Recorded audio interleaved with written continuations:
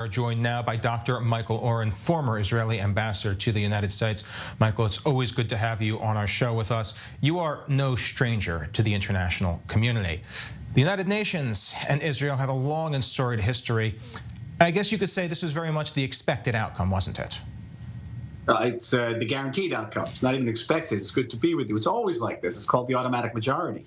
And it's been like this, believe it or not, since 1951.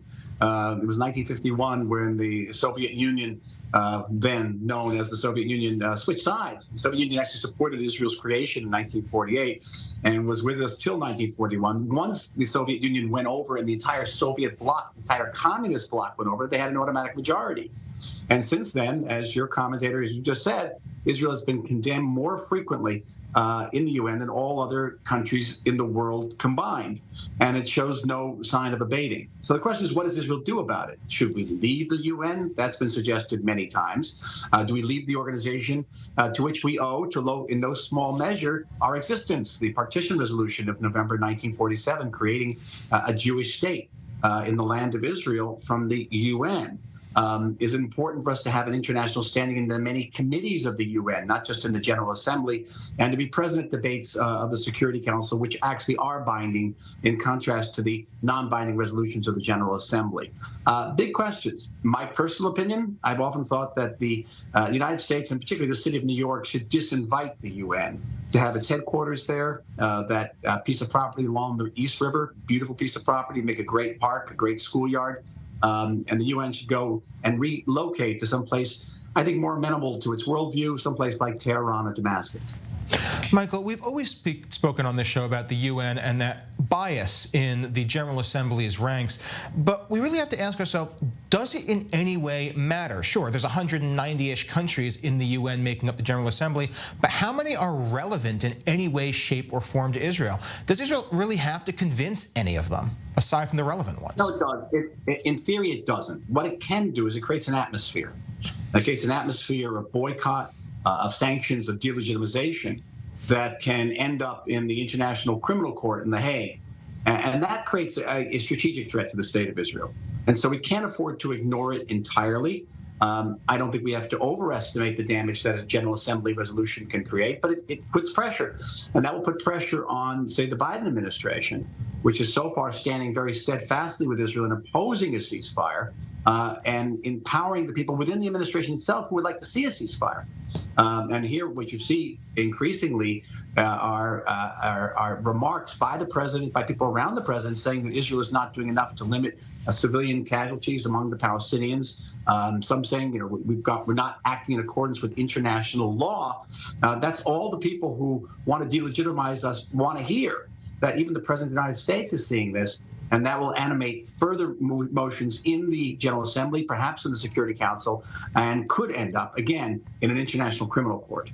I'm glad you brought that up with the Biden administration and the pressure on the Biden administration, because we saw they just made a comment just last night where Biden called it indiscriminate bombing, what Israel is doing in Gaza, saying that Netanyahu has to change.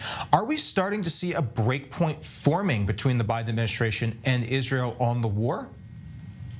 Yeah, but it's not just on the side of the Americans. Yes, that remark, and I'm actually writing about it today, is a very unfortunate remark. It's basically calling Israel a liar, calling us a murderer. We're saying we are conforming with international law. We're actually paying a price in terms of our soldiers in order to conform to international law. And all these accusations are, in fact, very much unfair and inaccurate. And harmful, because they are bolstering those elements that want that ceasefire, and that ceasefire means Hamas wins and Israel loses. We're playing our part too, and some of the remarks by the Prime Minister saying, against the Palestinian Authority, against the Biden administration's support for that authority, and perhaps installing that authority in a post-war Gaza. I think these remarks are designed to shore up the Prime Minister's position within his own party. But they're going to have an impact. And I see no reason, no strategic reason why we should anyway be weakening our relationship with Joe Biden. Michael, there's an old expression that nations don't have friends, nations have interest. How does Israel show it to be in the interest of other nations to get rid of a destabilizing factor in the region like Hamas and the Muslim Brotherhood's corrupting influence? Well, very simple. We say the following.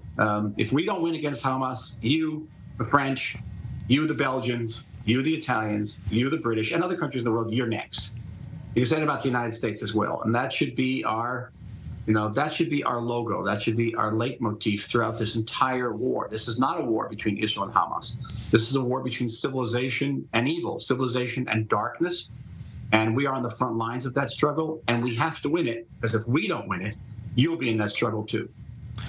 This was a calculation the entirety of the Western, and not just the Western, but the rational world made when it came to the fight against the Islamic State. You saw international coalitions destroying it because of its effects, its influence, and its ability to say, you will be next. Why is the international community not reaching the same conclusion with Hamas? Well, I think maybe behind closed doors, many of them are.